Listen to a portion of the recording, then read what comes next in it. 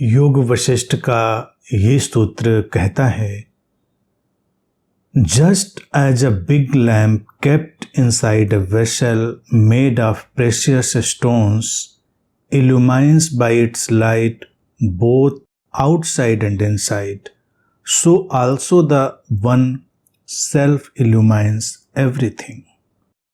जैसे रत्नों से बने बर्तन में रखा हुआ बड़ा दीपक अपनी रोशनी से बाहर और भीतर दोनों जगह प्रकाशित होता है, वैसे ही एक आत्म, एक सेल्फ सब कुछ को प्रकाशित करता है।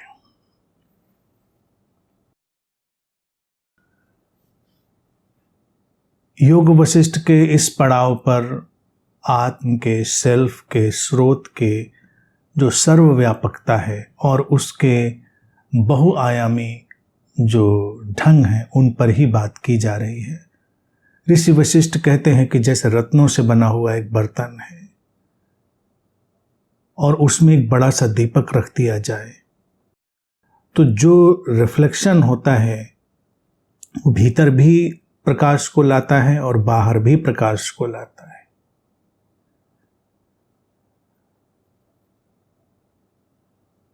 इसी तरह से जो हमारा स्रोत है, जो हमारा आत्म है, वो भी सब कुछ को प्रकाशित करता है। अर्थात जब हमारे भीतर वो जागरण हो चुका होता है और हम उस स्रोत से अपने को संयुक्त देख चुके होते हैं। जागरण का अर्थ ही है कि अपने को स्रोत से जुड़ा हुआ देख लेना, जान लेना, जो कि हमेशा है, लेकिन हम उसको नहीं देख पाते तो समस्या होती। देख लेना कि हाँ ऐसा है। अब जब हम देखते हैं तो पता चलता है कि एक दीपक की तरह वो जो हमारा स्रोत है वो हमें भीतर भी प्रकाशित करता है और बाहर भी प्रकाशित करता है। रत्नों के बर्तन की जो तुलना की गई है वो बड़ी सुंदर है। ये हमारा जो शरीर है ये बेस कीमती रत्नों के बर्तन जैसा है। शरीर की जितनी इंद्रियां हैं, शरीर की जितनी संवेदनाएं हैं, उन सबको हम बेस कीमती रत्नों की तरह देख सकते हैं। तो अंतर जगत और बहिर्जगत, इनर और आउटर, दोनों को हमें प्रकाशित देखना होता है और उसके बीच में ये हमारा शरीर और मन आता है। शरीर मन को अगर हम बिल्कुल ऐसी बेकार सी चीज देखेंगे तो इस सूत्र को समझना मुश्किल होगा, अड़चन होगी उसको। इसीलिए सूत्र ने कहा कि बेशकीमती रत्नों जैसा, अपने शरीर मन को बेशकीमती रत्नों जैसा समझना है। और वो है भी। इसकी इंद्रियां, मन की सारी गतियां, वो सब सहयोग करती हैं। अब यहां पर दो चीजें हो सकती हैं जिनसे हर साधक रूबरू होता है और जो उसकी साधना में सहायक भी होती हैं और बाधक भी होती हैं। रत्न कितने भी अच्छे हों वो गंदे हो सकते हैं, धूल धूसरित हो सकते हैं। तो रत्नों का जो सही स्थिति में होना है वो तभी होना होता है जब वो साफ हो, जब उनका पारदर्शीपन, उनकी चमक बरकरार हो। तो हमें भी अपने शरीर मन को पारदर्शी बनाना होता है और तब हमारे भीतर जो वो आत्म का प्रकाश है, वो स्रोत का जो चिरंतन प्रकाश है, वो भीतर बाहर हर ओर फैल जाता है। भीतर बाहर का अर्थ यहां पर देखें, अंतर्मन और बहिर्जगत, अंतर जगत और बहिर्जगत, ये एक व्यवस्था है पूरी। कई लोगों को देखिए उनके अंतर जगत में अंधेरा है, बहिर्जगत प्रकाशित कर लिया है। हमारी सुविधाएं हों, हमारे चारों तरफ का सारा जो अच्छा वातावरण हो वो बहिर्जगत जैसा है। हम विज्ञान की जो देन है, उपहार हैं, उनके माध्यम से अपने बहिर्जगत को अच्छा बना सकते हैं, अपने समझबूझ से उसको अच्छा बना सकते हैं। तो ऐसा लगेगा कि बहिर्जगत हमारा प्रकाशित हुआ है। प्रकाशित को हमेशा एक बात ये भी ध्यान रखें, प्रकाशित का अर्थ होता है स्पष्ट होना, और स्पष्ट का अर्थ होता है प्रवाहपूर्ण होना, जो जीवन में कोई बाधा न डालना हो। प्रकाश करता क्या है? प्रकाश सब कुछ को स्पष्ट कर देता है, और जब सब कुछ स्पष्ट होता है तब हम टकराते नहीं कहीं चलने में, हमें जो चलना है वो आसान हो जाता है। तो हम प्रकाशित हैं कि नहीं हैं इसका पता कैसे चलेगा? सीधे सी बात है, सीधा सा सूत्र है, हम जीवन में कितने टकराते हैं और कितने नहीं टकराते हैं, हम जीवन में कितना उलझते हैं और कितना नहीं उलझते हैं। अब ये टकराना और उलझना दोनों तल पर होता है, बाहर भी और भीतर भी। कई लोग भीतर ही टकराते रहते हैं, अंधेरे में डूबे रहते हैं, और कई लोग बाहर। लेकिन अगर आत्म का प्रकाश हुआ है, उस स्रोत का जो शाश्वत प्रकाश है हमारे जीवन में प्रवेश किया है, तो अंतर जगत में भी स्पष्टता होगी। अंतर जगत को जब हम देखेंगे तो हम अपनी भावनाओं को देखेंगे, अपने मन को देखेंगे, मन की गतियों को देखेंगे, और अपने सोचने समझने के ढंग ढांचे देखेंगे। वो कितने पारदर्शी हैं उस पर सब निर्भर करेगा। और अगर अंतर जगत में सब कुछ स्मूथ चलता है, अबाधित चलता है, तो इसका मतलब हम टकरा नहीं रहे हैं। लेकिन कई बार लोग बाहर तो बड़ी व्यवस्थाएं कर लेते हैं, लेकिन बाहर अंधेरे में डूबे रहते हैं, टकराते रहते हैं। प्रकाशित होने की जो बात है इसको हम समझेंगे। प्रकाशित का अर्थ ये नहीं कि सचमुच में कोई ऐसा दिया जल जाता है, ऐसी कोई ट्यूबलाइट जल जाती है कि रोशनी हो जाती है। कई साधक अतीत में इस रोशनी को ढूंढने के प्रयास में लगे रहे, आज भी लगे रहते हैं। वो भीतर वो रोशनी ढूंढते हैं, उनको लगता है अचानक एक बवंडर उठ गया रोशनी का, अचानक एक सूरज उगाया, अब उसमें फिर वो पूरा साइकेडेलिक हो जाते हैं, नीली पीली सुनहली सफ़ेद तमाम तरह की रोशनियां ढूंढते हैं। क्या ये रोशनियां होती हैं? योग वशिष्ठ जिस रोशनी की बात कर रहा है वो क्या सचमुच की रोशनी है? वो रोशनी है स्पष्टता की, क्लैरिटी। प्रकाश एक ही तो काम करता है, क्लैरिटी को लाना, स्पष्टता को लाना। इसीलिए जब कोई बात भी हम समझ रहे होते हैं तब उसमें हम यही तो कहते हैं कि इस बात पर थोड़ा प्रकाश डालिए।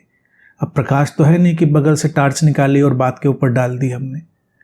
प्रकाश डालिए का मतलब उसको सुलझाइए, उसको सहज बनाइए, उसको हमारे समझ में ग्रहण करने योग्य बनाइए।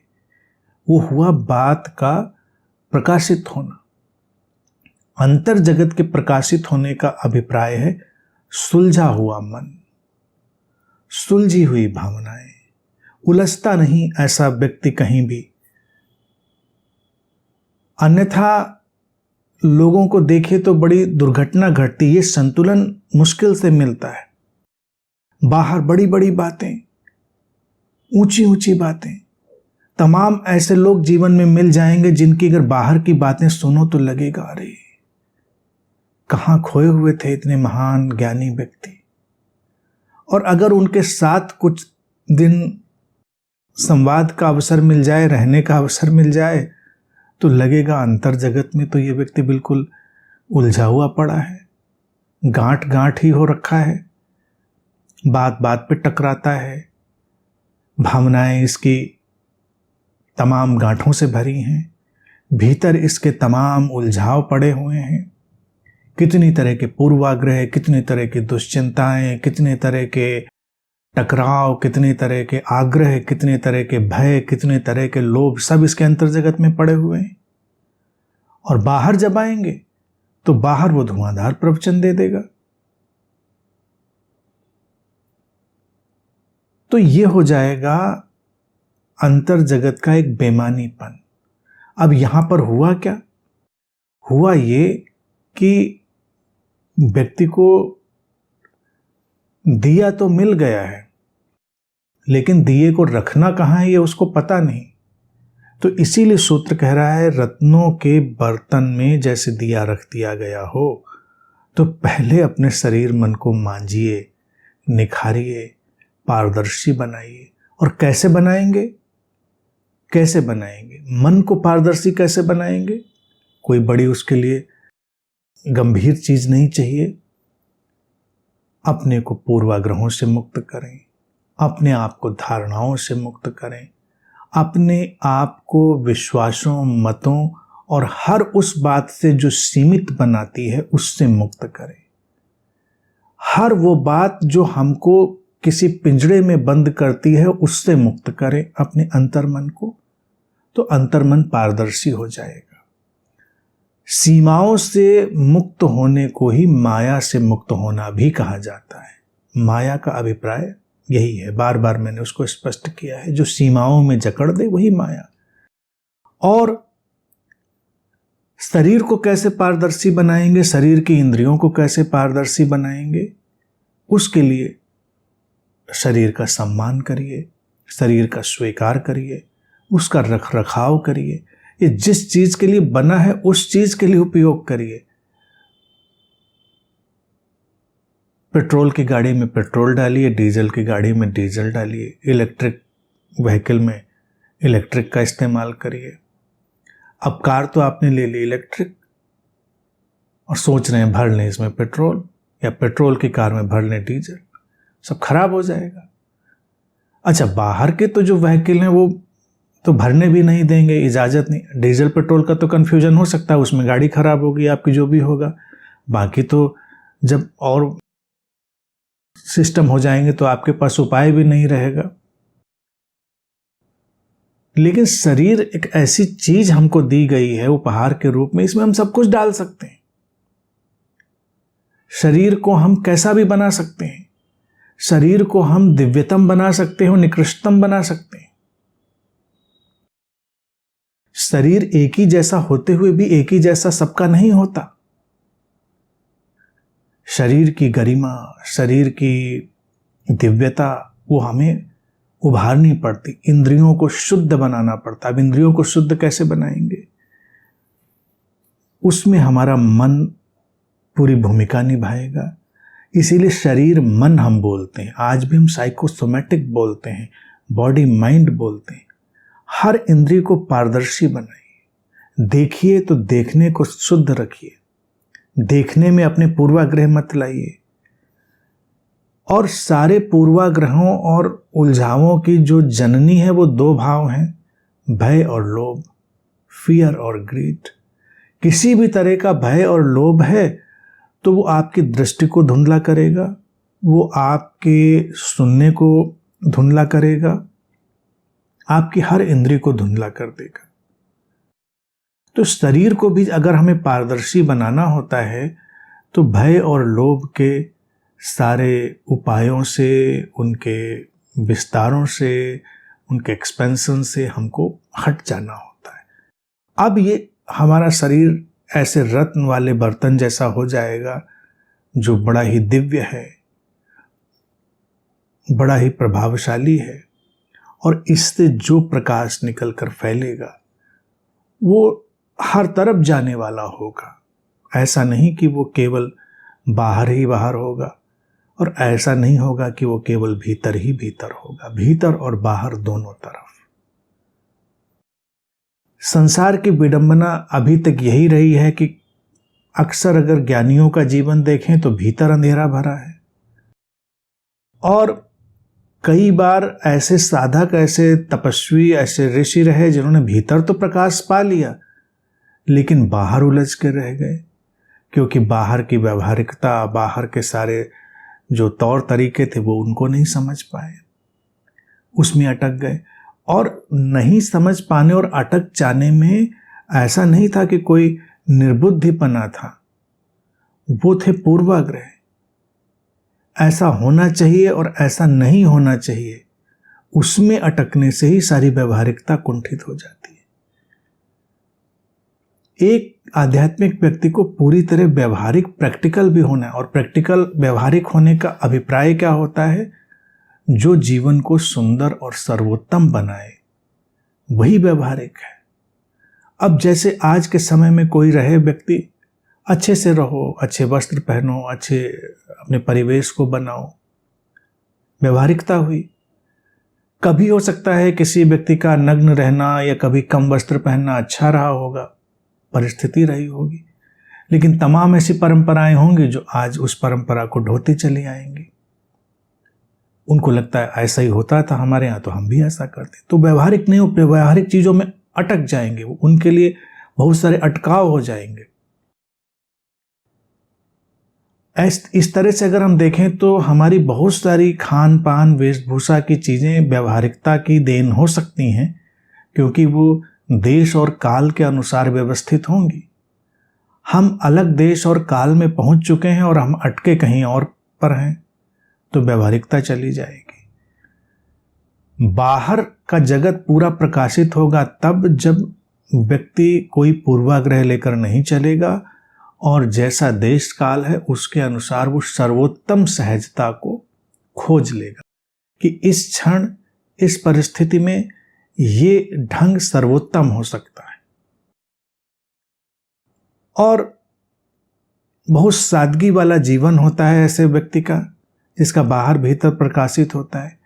उसकी एक ही जीवन शैली होती, बहुत सीधी सादी, उसका चुनाव बहुत सीधा साधा होता है, सर्वोत्तम का चुनाव, बस।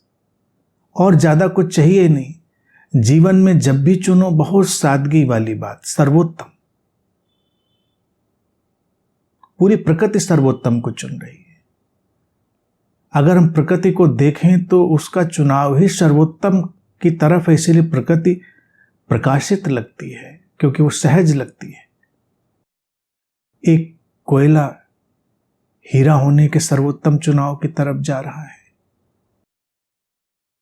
पत्थर अपने पड़ावों से गुजरते हुए अनेक सुंदर क्रिस्टल्स और उस सब की तरफ जा रहे हैं। एक बीज अपनी यात्रा से गुजरते हुए सुंदर फूल में बदलने की तरफ, सुंदर फल की तरफ बदलने में जा रहा है।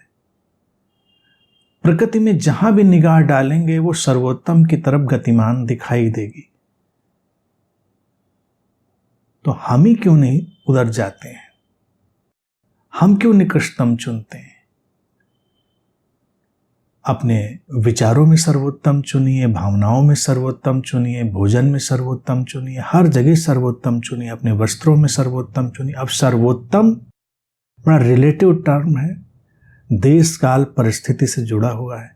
और सर्वोत्तम का अर्थ होता है, जैसे प्रकाश का काम होता है सहजता और स्पष्टता, ऐसे ही सर्वोत्तम का काम होता है जो जीवन को सहज और संतुलित बनाए।